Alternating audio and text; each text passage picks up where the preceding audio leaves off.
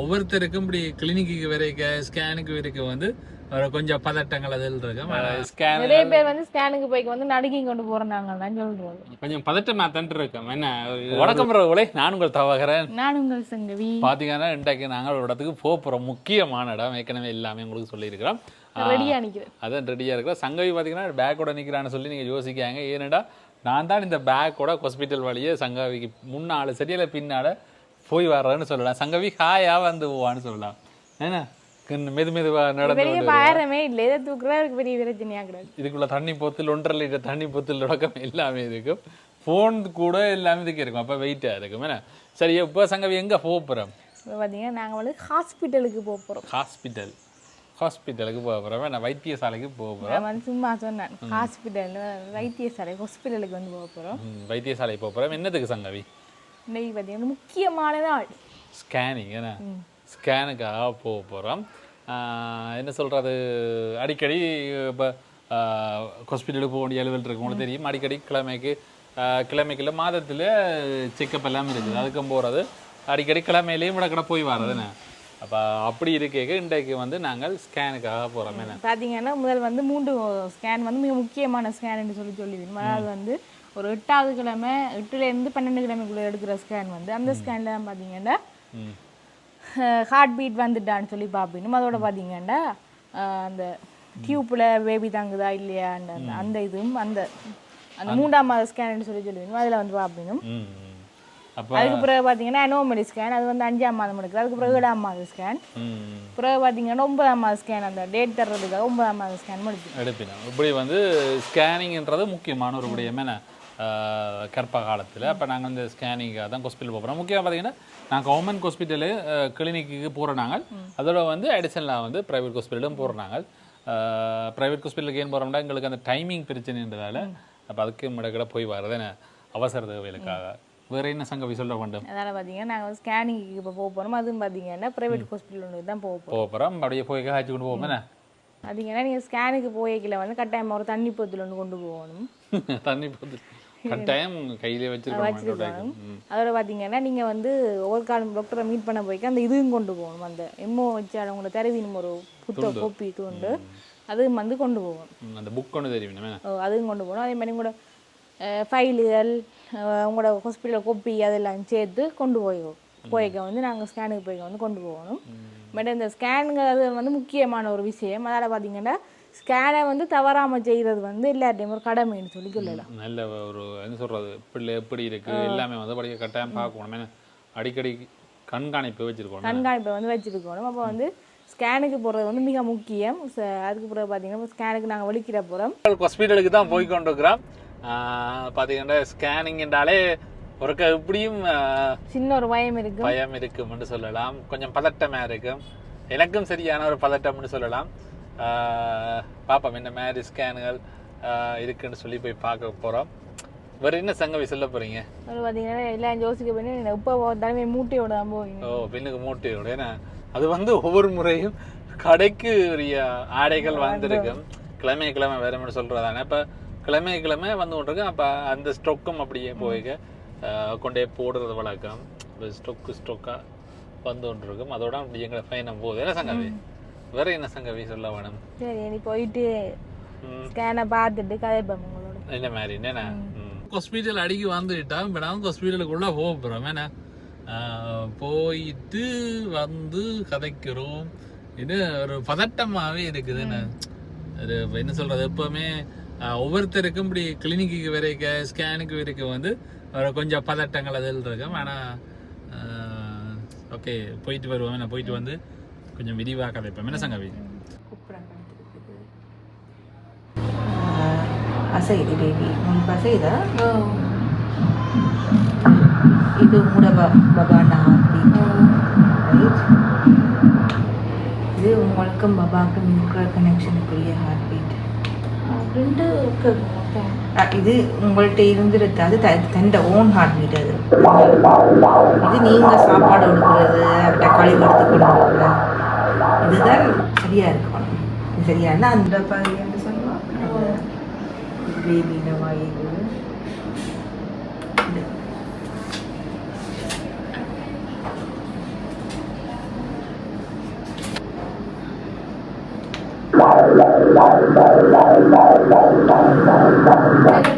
இது நீர் கொடுக்குற சாப்பாடு.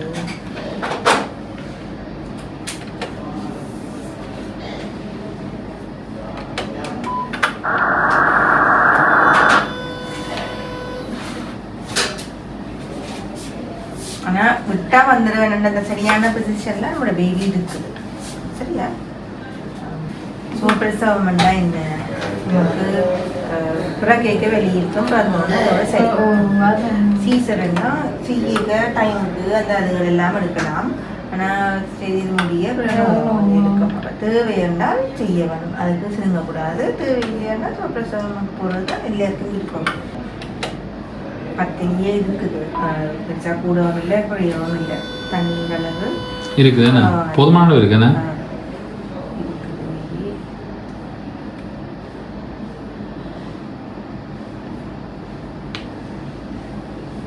பார்த்தீங்கன்னா ஹாஸ்பிட்டலுக்கு போகிறோம்னு போனாங்க. முக்கியமாக பார்த்தீங்கன்னா போய் டாக்டரை மீட் பண்ணி கதைச்சிட்டு ஸ்கேன் பண்ணிட்டு வந்தாங்க. அதோட பார்த்தீங்கன்னா இந்த 2 கிளிப்பும் வந்து பார்த்துருப்பீங்க. ஒரு கிளிப் வந்து பார்த்தீங்கன்னா முதல் எடுத்தது, மெட்ட கிளிப் பார்த்தீங்கன்னா இப்போ எடுத்தது.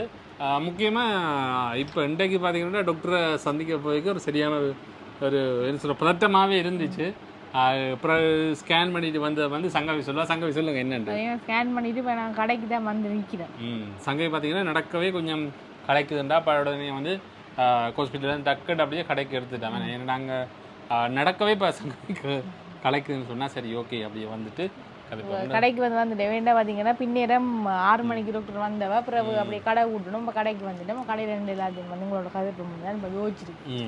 5ஆம் மாதத்துல இந்த அனோமலி ஸ்கேன் எடுப்பினோம், அதான் முக்கியம். அதுதான் பார்த்தீங்கன்னா ஒரு பிள்ளை இந்த வளர்ச்சியில் எப்படி இருக்குன்னு சொல்லி மூளை எல்லாத்தையும் மாதிரி பார்த்தீங்கன்னா கை கால் வளர்ச்சி, மற்ற கால் எலும்புகள், மற்றது கால், மற்றது இதயம் வந்து எல்லாம் வந்து வடிவா பார்ப்பீங்க.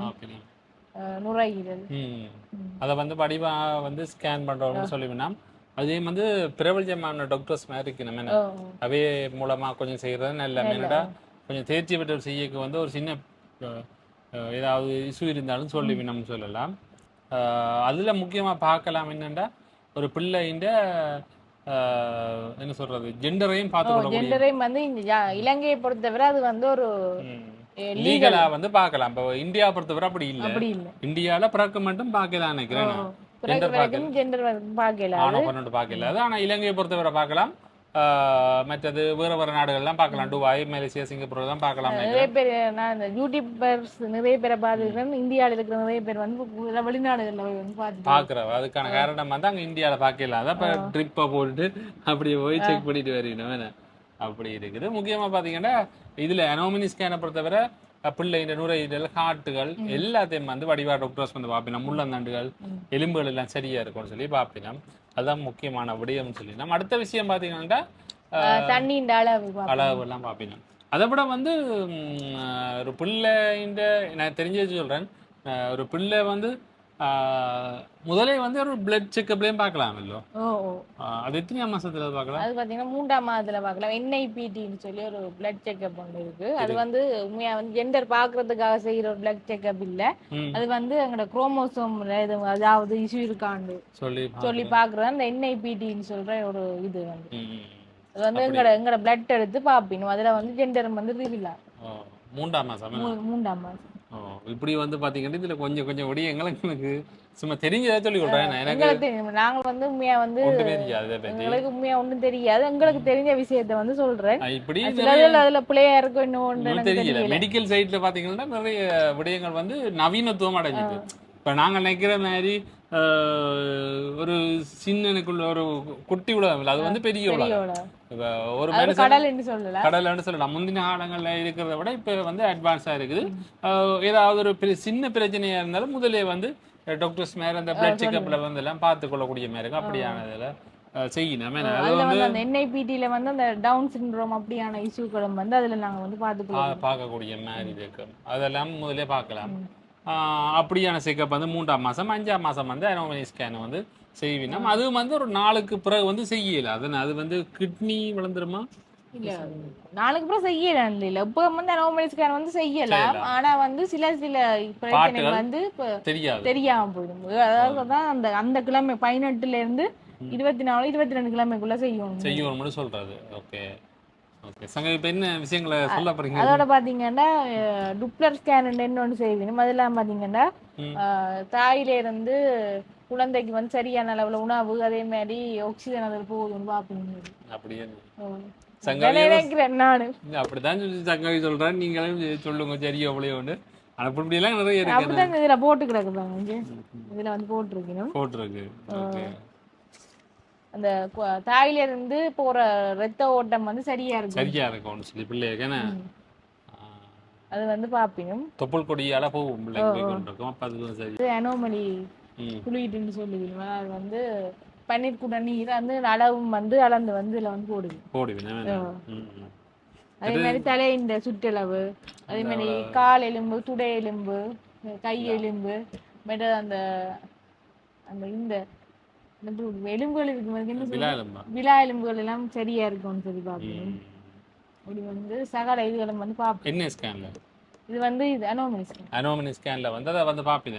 நுரையீரல் இதை கூட பாப்பீங்க.